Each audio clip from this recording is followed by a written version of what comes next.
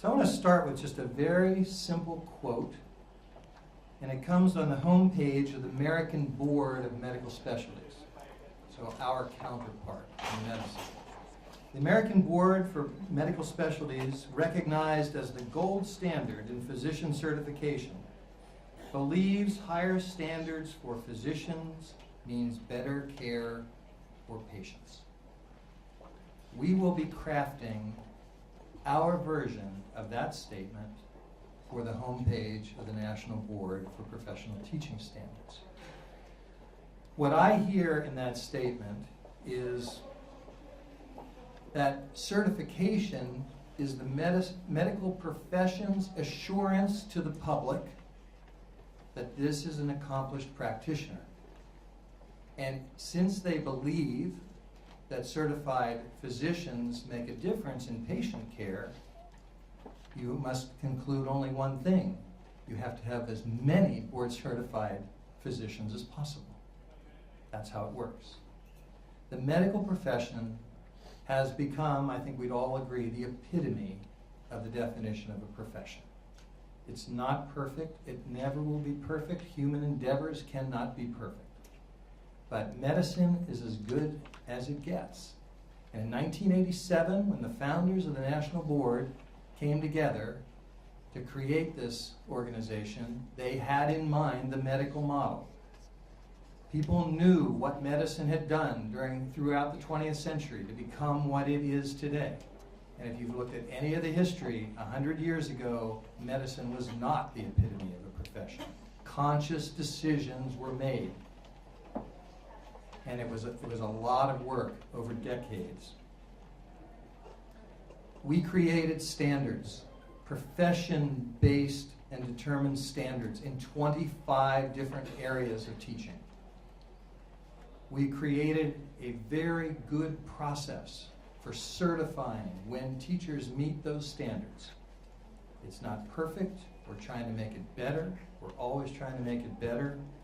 But you won't find a better process out there now that will certify, that will show you when a teacher is highly accomplished. What we have not done that medicine did was make this the norm, not the exception. It has to be what everyone in our profession aspires to. That's how you define a profession. Professions are not led by an elite group of Navy SEALs. A profession means across the board you have accomplished practitioners. That's what we have to strive for. We're proud of the 106,000 board certified teachers who are out there now. I've got 18 of the best ones right here on either side of me, and you're going to hear from them in a minute. But that's 3%.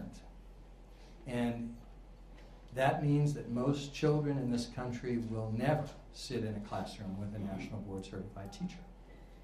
If only 3% of our physicians were board certified, we would not have the quality of health care in this country that we have today. We're proud of Wyoming, 7% of the teachers. Mary has bigger aspirations for that. She's only about growing that number. And the board certified teachers in the state of Wyoming are helping to do that. What we want to talk with the members of the House and the Senate who have lived this experience themselves as physicians, we think that they are in a great position to understand what we're trying to do to help teaching get to the same place. No one talks about this work better than board certified teachers, and I'd like to turn to some of them now.